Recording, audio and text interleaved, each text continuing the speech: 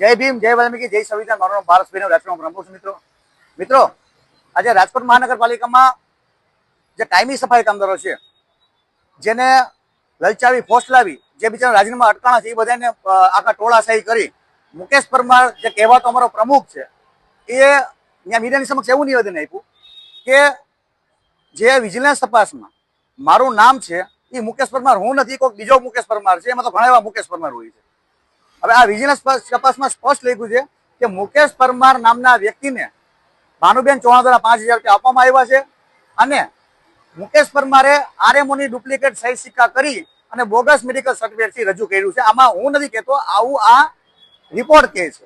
હવે જયારે રિપોર્ટ આવું કહેતું હોય તો મુકેશ પરમાર એમ કહે છે કે આમાં હું ક્યાંય નથી કહી. એવા તો કેટલાય મુકેશ પરમાર હોય છે.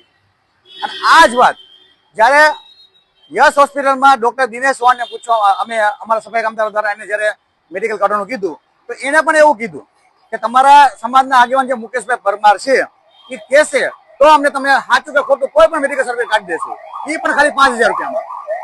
હવે આવું કેમ બની શકે કે બે જગ્યાએ મુકેશ પરમારનું નામ આવે? આમાં સ્પષ્ટ થાય છે કે મુકેશ પરમાર દ્વારા આમાં કરોડો રૂપિયાના કૌભાંડો કરેલ છે અને આમાં જે લોકોએ રાજીનામાના જે પૈસા આપ્યા છે એમાં એ લોકોએ પૈસા લઈ અને બધા રાજીનામા મંજૂર કરે છે.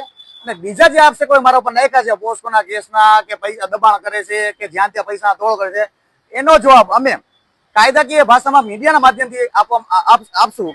એવું દરેક મીડિયા મિત્રો, મારા ચાહકો અને જે મને માને છે એ તમામ લોકોને જાણ કરવામાં આવે છે. જરા પણ ડરતા નહીં.